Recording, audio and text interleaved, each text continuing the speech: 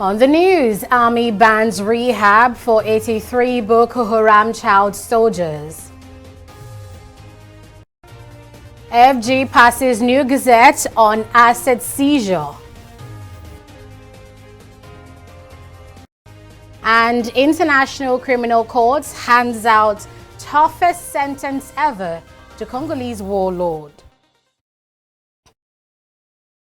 Many thanks for joining us on News Now on TV360 Nigeria. I am Anetta Felix. The Nigerian army has handed over 86 Boko Haram child fighters to the Borno State Rehabilitation Center in Bulumuktu. The child soldiers between ages 10 to 19 are part of over 1,370 Boko Haram fighters who have so far surrendered to troops of Operation Lafia Dole through the ongoing Operation Safe Corridor. In a statement by its spokesperson, Colonel Onyema Nwachukwu, the army noted that the repentant child fighters would undergo a comprehensive childcare program while at the rehab center. Colonel Nwachukwu explained that the minors were considered suitable for the 6 months de-radicalization, rehabilitation and reintegration program after a thorough profiling and screening. He further revealed that arrangement is ongoing to transfer another set of 500 repentant insurgents to Operation Safe Corridor for the DRR program. The army also assured other fighters willing to lay down their arms of their safety, adding that they will benefit from the Operation Safe Corridor program. Officials of the Nigerian Security and Civil Defense Corps in Kaduna State have arrested 2 suspected kidnappers while rescuing 8 kidnapped victims in the state capital. The development was confirmed by Babangida Dutsumina, NSCDC Commandant's Kaduna chapter. It revealed that the victims, including 2 babies and 5 women, were abducted on Monday morning by gunmen who posed as taxi drivers. Their abduction was immediately reported to the NSCDC, whose officials went after the kidnappers and intercepted the vehicles to successfully rescue the victims. The Corps also announced the arrest of a 5-man internet fraudster syndicate comprising 2 ladies and 3 men. The development has been hailed by Kaduna Commissioner for Internal Security and Home Affairs Samuel Arwan, who promised more support for the security agency. The federal government has announced a new regulation on tracing, recovering, and proper managing proceeds of crime. This was contained in Nigeria's official Gazette, Volume 106, number 163, titled Asset Tracing, Recovery and Management Regulation 2019. According to the document, all non-conviction-based forfeiture shall be conducted by the Office of the Attorney General of the Federation alone. It also whittled down the powers of the Economic and Financial Crimes Commission, EFCC, and other anti-graft agencies as regards seizures of assets. The new law also gives the federal government at least 30% of the proceeds of assets recovered for state and local government. It further empowers the AGF to take charge of the custody and management of all final forfeited assets, approval and appointments of asset managers, and operating and maintaining a centralized database for the storage of records of all recovered assets within and outside Nigeria. The Federal High Court in Abuja has adjourned ruling on the bail application of Abdulrasheed Maina, former chairman, Pension Reform Task Team. Maina, who claims to be ill, appeared in court today on a wheelchair after he failed to show up last week following a strange illness. Reviewing the defendant's application at the resumed hearing of the case, Justice Okon Abang said a date will be announced for ruling on the matter. He noted that the delay was to allow the Nigeria Correctional Service, NCS, ascertain the true state of Mina's health. Justice Abang also blamed heavy workload before the court for the delay. Mina is standing trial on 12 counts bordering on money laundering, operating fictitious bank accounts, and fraud. He is seeking bail from the court on grounds of ill health.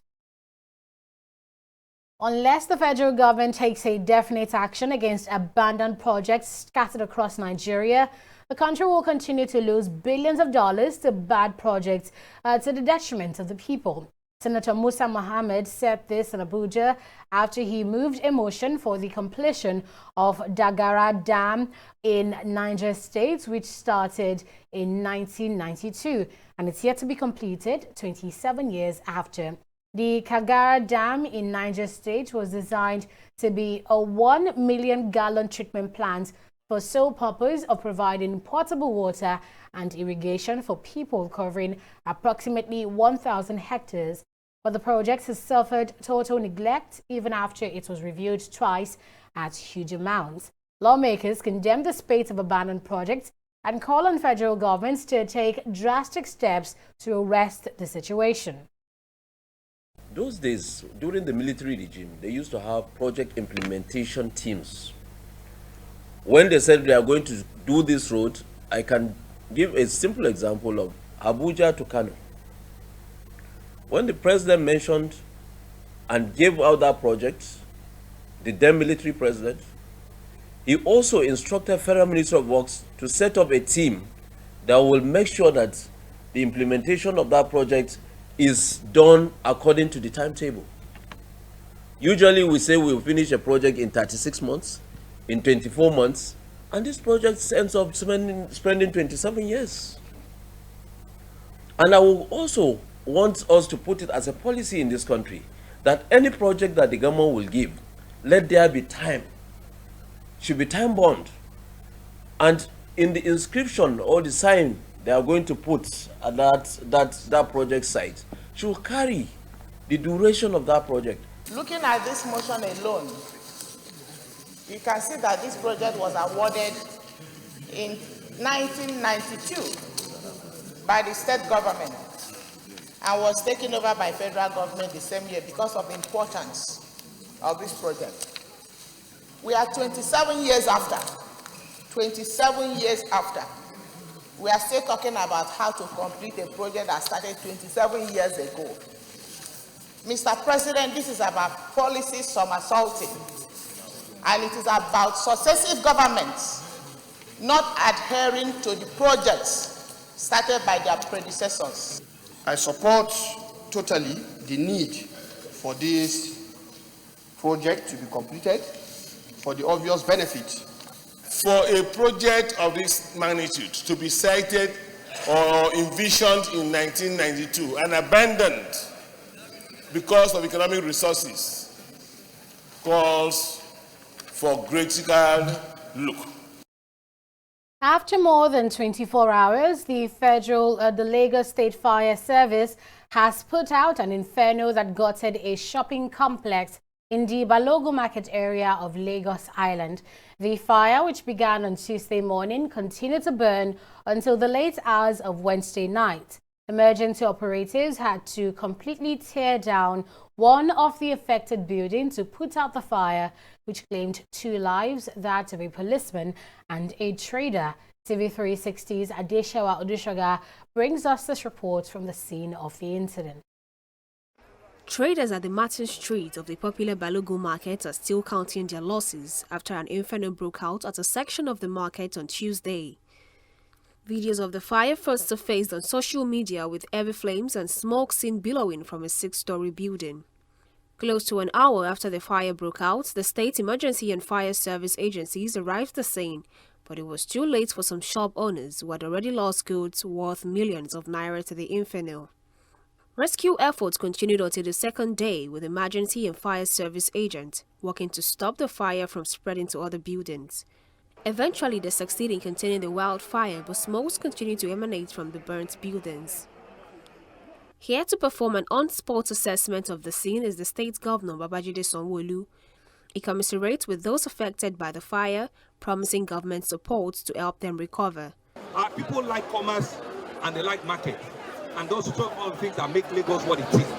But we need to help them to be able to arrange all of these things very well. We need to be able to build more modern markets for our people. We need to be able to take our people off the street.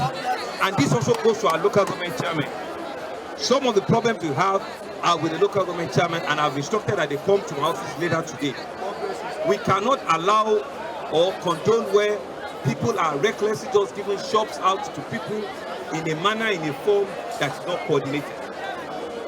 Because when the problems start and happens, it comes back to government. And for us as a response, we will not fold our hands and wait for disasters like this to repeat itself again. The state government also revealed that the integrity test will be carried out on buildings in the vicinity, particularly those within the axis of the incident. Both the building on the right side and on the left side, we need to do what we call a full integrity test. After they must have done a full evacuation of the building, we need to do an integrity test to ascertain the level of integrity of the surrounding building. It's unfortunate that people have generators, both diesel and petrol engines, on top of buildings. So far, so good. The building has been cooled down. The building collapsed yesterday, but we are getting out all the rubbish now, so that we can get to the base of the fire. So we have two buildings adjoining the main building. So for now, we are trying to save the building from fire. We succeeded in doing that.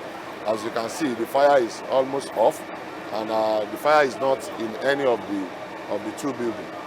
Eyewitnesses around the market says the building had in previous years witnessed such fire outbreak, especially when the year was coming to an end. The Balogun market fire makes it the second one in 1 month after a fuel tanker fell in Onitsha market in Anambra State, which led to loss of lives and properties. Adeshawa Odushoga, TV360 Lagos, Nigeria. The federal government has declared Monday, November 11, a public holiday to mark the 2019 Eid al-Maulud celebration in commemoration of the birthday of the Holy Prophet Muhammad. Minister of Interior Rauf Orebishola made the declaration on behalf of the federal government on Thursday. In a statement signed by Mohammed Manga, Director, Press and Public Relations for the minister, Orebishola congratulated Muslim faithfuls on the occasion and enjoined them to live within the virtues and teachings of the Holy Prophet Muhammad, which are love, courage and perseverance, adding that doing so would guarantee peace and security in Nigeria. He added that with the immense potentials the country is endowed with, coupled with its human and natural resources, Nigeria will sooner than later join the League of Developed Nations. The Court of Appeal sitting in Kaduna State has upheld the election of Nasir El-Rufai as the duly elected governor of the state.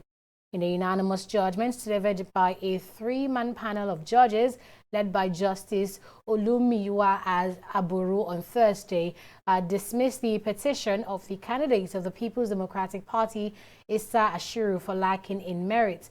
The PDP and its candidate had filed a petition before the tribunal and asked it to declare Ashiru as the winner of the election, having scored the highest number of votes cast. But the tribunal ruled that the petitioner was unable to provide substantial evidence to prove his allegations. Meanwhile, the Court of Appeal sitting in Owerri, the Imo State capital, has upheld the election of Senator Rochas Okorocha as the lawmaker representing Imo West District. Justice R. Ada, who chaired a panel of judges, held that the appeals filed by Osita Izunasu of the All Progressives Grand Alliance, APGA, and Jones Onyeriwe of the People's Democratic Party lacked merit. A federal high court sitting in Abuja on Thursday held that the Independent National Electoral Commission, INEC, was wrong to have disqualified the Kogi governorship election candidate of the Social Democratic Party, SDP, Natasha Akpoti.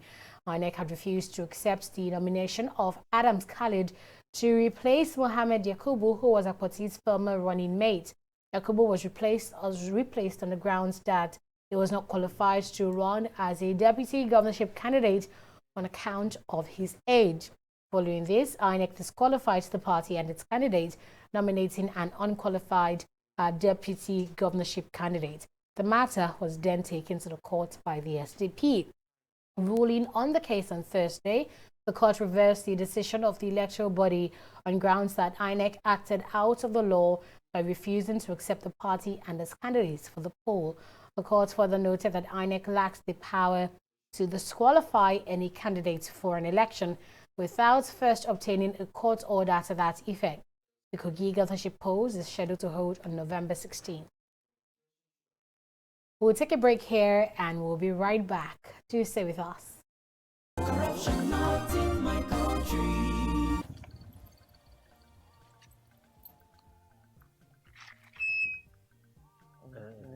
Now, yeah? Yes, Oga. Okay. Where I go come find 300 naira change? I better try look for change now. When they do business. Hey, Timmy. I did, bro. I be. I beg, give me 200 naira. Make I take sort out this guy. Blessing no get change. Take it, give us. I said 200. Give her 100 naira. Yeah. Okay, I agreed to pay 200. How much you think they carry people from that place we carry the chair? Okay. No, they touch me. Now 100 naira. He agreed to pay. Because that was what you said was the fair. Why you not pay you? Why you they extort your customer? You see this corruption, what would they hear for news? They see for people everywhere. Now be this so. This is corruption, not in our country. Corruption not in my country. Stop corruption now.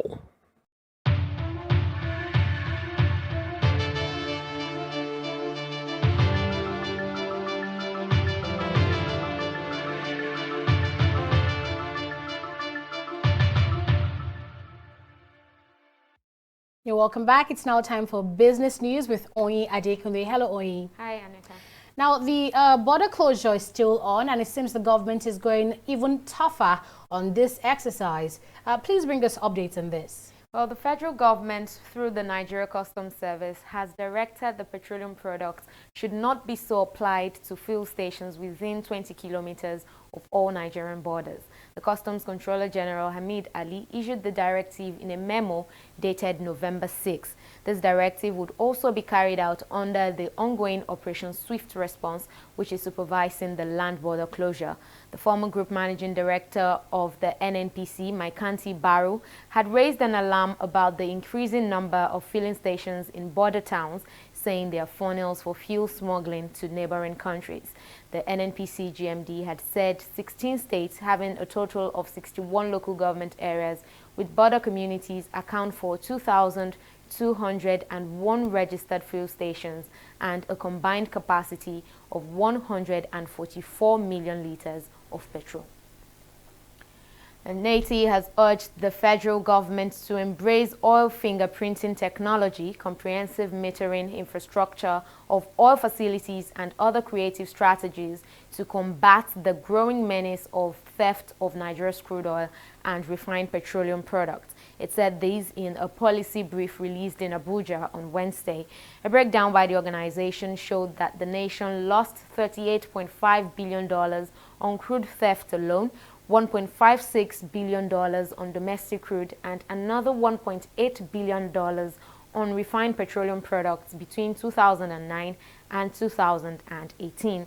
NATI expressed concerns that in the face of current dwindling refined revenues, paying priority attention to curb oil theft in the country's oil and gas industry had become both necessary and urgent to expand revenue generation. Chinese exhibitors are the latest to join the Lagos International Trade Fair ongoing at the Tafawa Balewa Square in Lagos. The China Hall was declared open by Lagos State Governor Babajide Sanwo-Olu, who assured Chinese investors of ample business opportunities in the state. Themed Connecting Businesses and Creating Value, the 33rd edition of the annual event brings together over 2,000 local and foreign exhibitors. Adeshewa Odushoga has more in this next report. The trade relationship between Nigeria and China is taking a good shape, as the Lagos Chamber of Commerce and Industry recently signed a memorandum of understanding with the China Shandong Export Commodities to foster bilateral relations between both countries. This agreement was done as part of the activities of the ongoing Lagos International Trade Fair to declare the China Pavilion open. Shandong is one of the leading economies among Chinese provinces and has been one of the biggest national pavilions at the trade fair for many years. Very happy to say that Chinese economy is also doing very well. In the first 3 quarters of this year, China's GDP grows at a speed of 6.2%. Comparatively speaking, vertically, it's slower than China's past performance. But horizontally, we are very happy to see that China is still one of the fastest growing economy in the world. 6.2% is not small. Total trade between China and Nigeria stood at $8.6 billion in the first half of 2019. These ties between our two countries continue to wax stronger on growing bilateral trade relations and strategic cooperation. Many Chinese investors and enterprises are based in Nigeria, operating in various sectors, including oil and gas, manufacturing, agriculture, steel processing, and construction, among others. With the China's Belt and Road Initiative seeking to bridge infrastructure gap and accelerate economic growth across African countries like Nigeria, the Speaker of the Lagos State House of Assembly, Mudashiru Obasa, says this will further enhance economic diversification in Nigeria. No doubt, the relations between the Federal Republic of Nigeria and People's Republic of China have expanded on growing bilateral trade and strategic cooperation. Nigeria and China may both be developing countries, but one fact that is not disputable is that we maintain long friendship after establishment of diplomatic ties of the two countries. While federal government efforts to shift from the economy away from oil dependence have largely failed, state and local government, at least on the surface, seems committed in working with the Chinese firms to increase investment in enterprises that will help generate a growth-oriented, diversified economy. The 2019 Lagos International Trade Fair attracted more Chinese investors with over 200 exhibitors on ground compared to 45 who participated in 2018. Many of these exhibitors are looking forward to greater business investment in the Nigerian economy. Actually, I see before coming to Nigeria, I know that Nigeria has a big population, around 250 million. So this is big market, big potentials. So we hope that after we finish this exhibition, we will get some contacts so we can have potential projects in the future. We want to show our product. We want to bring good quality LED screen into Nigeria. So that's why we set up this stand. We want to show people, because right now in Nigeria, like churches, advertising companies, they all need our LED screen. We're here to tell this part of the world that we exist. The first of its kind in Nigeria, you could have an LED screen, walk into a shop, walk into an office. Because we are one of the biggest supplier for the salon product for more than 20 years. Our brand name is popular in Nigerian market. All people, they know New Gain with quality product. We are coming to Nigeria for expedition to do advertisement for our product. The bilateral relations between Nigeria and China have expanded on growing bilateral trade and strategic cooperations. Just last month, the Asian countries signed a $629 million facility with the Lagos State government for the completion of the Lekki Deep Seaport project, which has been under construction for many years. Adeshawa Odushoga, TV360 Lagos, Nigeria. Let's take a break here and return with an update of stock markets. Please don't go away.